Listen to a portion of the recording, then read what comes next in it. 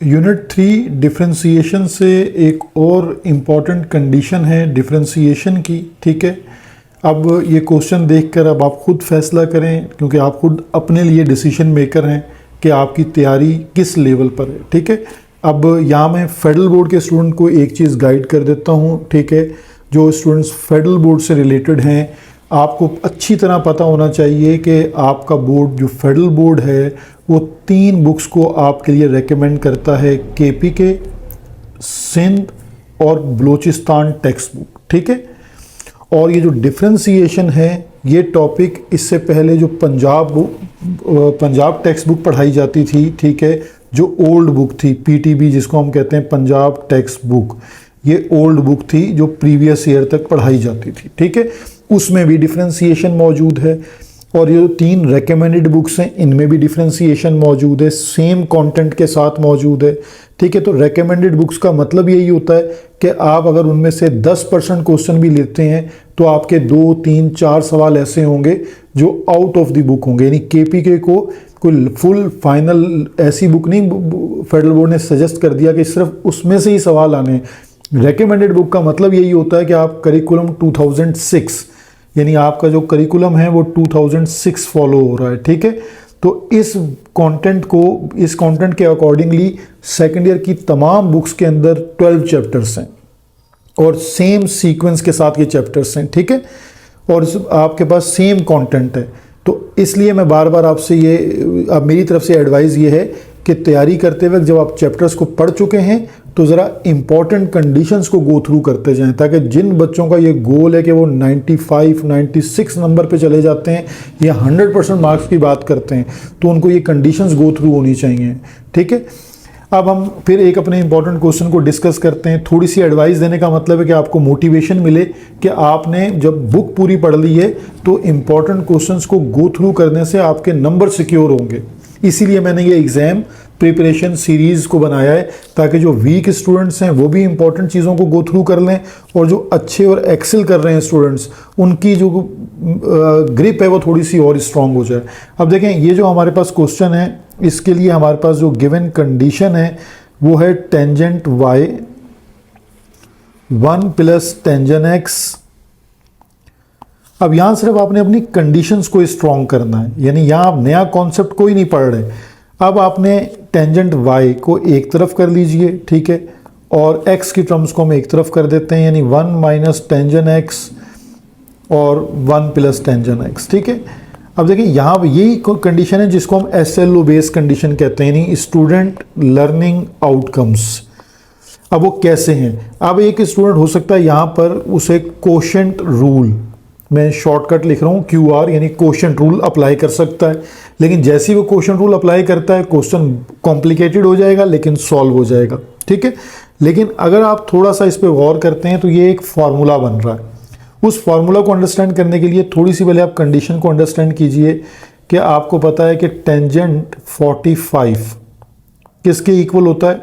1 के इक्वल होता है, ठीक है।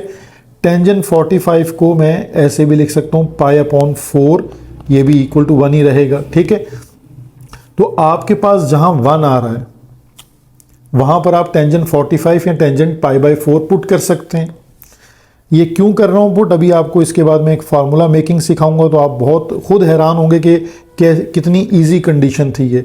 Tangent π/4 minus tangent x divided by 1 लिखें, प्लस यहाँ पर भी टेंजेंट π/4 और टेंजेंट x, ठीक, क्योंकि ये टेंजेंट π/4 है 1, तो यहाँ लिखने का पर्पस फार्मूला मेकिंग है। यहाँ 1 आएगा तो 1 into tangent x, original condition आपकी टेंजेंट x ही रहेगी।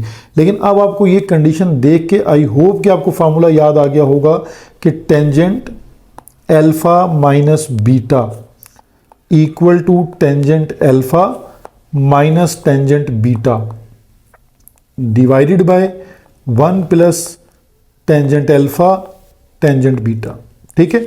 अब ये फार्मूला आपने फर्स्ट ईयर में रीड किया है। अगर आप अपने इस पूरी कंडीशन को, ये जो आपके पास पूरी कंडीशन है, इसको अगर आप फार्मूला में क्लोज कर दें तो आप इसको कैसे लिख सकते हैं? Tangent y equal to tangent alpha minus beta, तो यानी टेंजेंट अल्फा का मतलब क्या है, π/4 माइनस बीटा यानी x। अब आपको लेफ्ट और राइट साइड दोनों साइड पर टेंजेंट नज़र आ रहा है, तो ये टेंजेंट जो है वो कैंसिल हो जाएगा। तो आपके पास जो इक्वेशन बच गई वो y equal to π/4 minus x. आपने कंडीशन को बिल्कुल सिंप्लीफाई कर लिया। अब आप इसको डिफ्रेंशिएट कीजिए, differentiate with respect to x। तो हमारे पास कंडीशन क्या बन जाएगी, dy अपॉन dx। π/4 क्या है, कांस्टेंट टर्म, डेरिवेटिव क्या होगा 0 और x का डेरिवेटिव क्या होगा -1। तो ये देखिए ये कंडीशन आपकी प्रूफ हो गई, dy upon dx equal to -1। तो ये आपकी जो है वो स्टूडेंट लर्निंग आउटकम्स के अकॉर्डिंग जो है वो प्रिपरेशन होगी, जब आप इन कंडीशंस को गो थ्रू करके पक्का करेंगे। देखिए नेक्स्ट क्वेश्चन है क्वेश्चन 2। इफ और y के बाद देखेंगे ऐसी कंडीशन है जिसको देख के आप डर गए होंगे, क्योंकि रूट के अंदर टेंजेंट x है, फिर उसके अंदर एक और रूट है, फिर एक और रूट है, इन्फिनिटी तक ये कंडीशन इसी तरह चल रही है और हमें प्रूफ करना है 2y - 1 dy over dx equal to sec square x। अब ये कंडीशन बहुत आसान है, देखकर आप परेशान होंगे। ये प्रीवियस ईयर ये जो है हमारा सेकंड एनुअल हुआ था फेडरल बोर्ड का, ये उसमें क्वेश्चन मौजूद है, ठीक है, आप लोग इसको वेरीफाई कर सकते हैं। अब ये कंडीशन मैं आपको सिर्फ एक्सप्लेन करता हूँ कि कितनी ईजी कंडीशन है। देखिए सोल्यूशन में हम सबसे पहले जो हमारे पास कंडीशन लिखी है हम उसको एक दफ़ा दोबारा लिख लेते हैं, ठीक है। ये आपने पेपर में भी इसी तरह करना है, बच्चे क्वेश्चन नहीं लिखते तो क्वेश्चन आपने लाजमी एक दफ़ा लिख लिया कीजिए ताकि वो चेकर के लिए आसानी हो जाती है। टेंजेंट x फिर प्लस है आपके पास और अगेन इसी तरह ये टेंजेंट x की कंडीशन है एंड प्लस सो ऑन और ये इन्फिनिटी, ठीक है। अगर आप इस पे स्क्वायरिंग ऑन बोथ साइड कर दें तो ये हमारे पास क्या होगा वाई स्क्वायर और ये जो पहला रूट है ये स्क्वायरिंग से हट जाएगा, ठीक है। तो ये आपके पास आ जाएगा टेंजेंट x प्लस, अब ये क्योंकि इन्फिनिटी है, इन्फिनिटी में से एक टेंजेंट अगर रूट से निकलेगा तो उससे कोई फ़र्क नहीं पड़ेगा, दोबारा वो कंडीशन सेम रहेगी। Tangent x plus under root tangent x plus under root, यानी ये इसी तरह कि आपने समंदर से एक गिलास पानी जो है वो निकाल लिया, ठीक है। तो ये सेम कंडीशन है। तो इस पूरी कंडीशन को देखिए, ये जो पूरी कंडीशन आपके पास लिखी है ये क्या कंडीशन है, अकॉर्डिंग टू क्वेश्चन ये y के इक्वल है। तो आप इसको y से रिप्लेस कर दीजिए, यानी y square equal to tangent x और ये जो पूरी कंडीशन है ये जस्ट y हो गई। अब इक्वेशन सिंप्लीफाई हो गई, वो जो एक बहुत बड़ा है आपको नज़र आ रहा था डिफ़िकल्ट लेवल वो ख़त्म हो गया। अब आपने वाई स्क्वायर की टर्म्स को एक तरफ शिफ्ट किया इक्वल टू टेंजेंट x।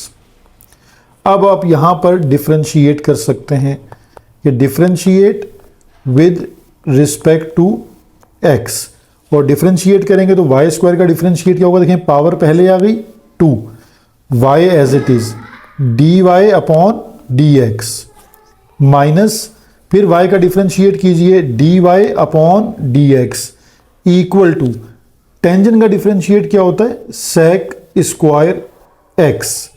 अब आपको यहाँ से देखें dy अपॉन dx जो है वो कॉमन मिल रहा है, ठीक है। तो dy अपॉन dx को अगर आप कॉमन ले लेते हैं तो 2y minus 1 equal to sec square x। ये हमारी जो कंडीशन है वो हमने प्रूव कर ली। तो अब आप खुद अंदाज़ा लगा लीजिएगा कि आपकी प्रीवियस प्रैक्टिस क्या थी और आप इन क्वेश्चन को सॉल्व करने के काबिल थे या नहीं थे, या ये कंडीशंस इम्प्रूवमेंट के लिए ज़रूरी हैं या नहीं, ठीक है। और मुझे भी साथ साथ अपडेट कीजिए। Thank you.